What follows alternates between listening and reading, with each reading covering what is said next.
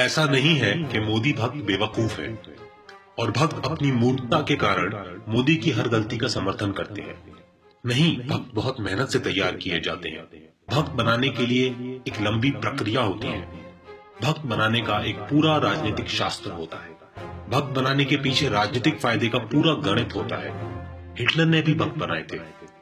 जब हिटलर ने 1 करोड़ 10 लाख लोगों की हत्या की तब उसके भक्त उसकी जय जयकार कर रहे थे। हिटलर ने अपने भक्तों के दिमाग में बिठा दिया था कि यहूदी हमारी नौकरी खा रहे हैं। हमारी सारी समस्या की जड़ यहूदी है। यहूदी को मार डालेंगे तो हम सुखी हो जाएंगे। इसके बाद हिटलर ने बूढ़ों, औरतों, बच्चों समेत 1 करोड़ से ज्यादा लोगों को मारा, जिसमें 60 लाख यहूदी और 50 लाख दूसरे लोग भी थे।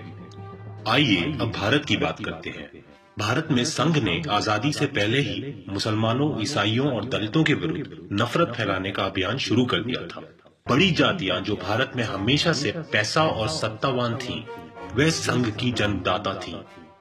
इनका उद्देश्य यही था कि भारत की आजादी के बाद भी पैसे और सत्ता पर हमारा ही कब्जा रहना चाहिए। पिछली 4 पीढ़ियों से भक्त तैयार करने का काम अब इस मकाम पर पहुंच गया कि इन लोगों ने भारत की सत्ता पर कब्जा करने में सफलता पा ली।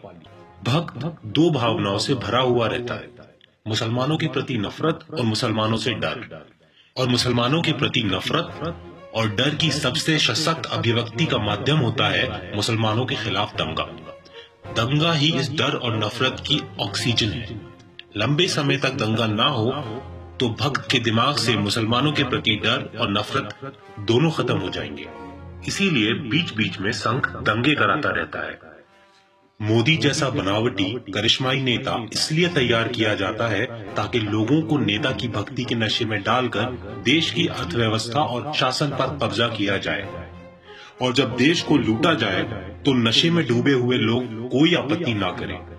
नफरत और डर में डूबे हुए भक्त मोदी को सिर्फ इसलिए भगवान मानते हैं क्योंकि मोदी ने 2000 मुसलमानों को मारा और मुसलमानों को यह दिखा दिया कि हिंदू डरने वाली कौम नहीं है।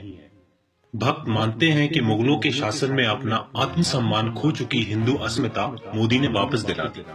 भक्त ये भी मानते हैं कि अब अगर मोदी किसी भी मुद्दे पर नीचा दिखते हैं तो उसका अर्थ होगा कि हमारे शाश्वत दुश्मन मुसलमान जीत जाएंगे।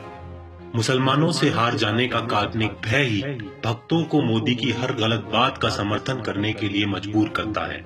सांप्रदायिकता की राजनीति का यही दोष है। इसमें जनता अपना भला बुरा नहीं सोच पाती। सांप्रदायिकता के नशे में डालकर जनता का खूब शोषण किया जा सकता है। इसीलिए हम आम जनता को और युवाओं को सांप्रदायिकता की राजनीति के चंगुल से निकालने के लिए काम करते हैं। ना हम डरेंगे और ना हम रुकेंगे। हमें ऐसा लगता है कि अगर आज भगत सिंह होते तो वो भी यही करते।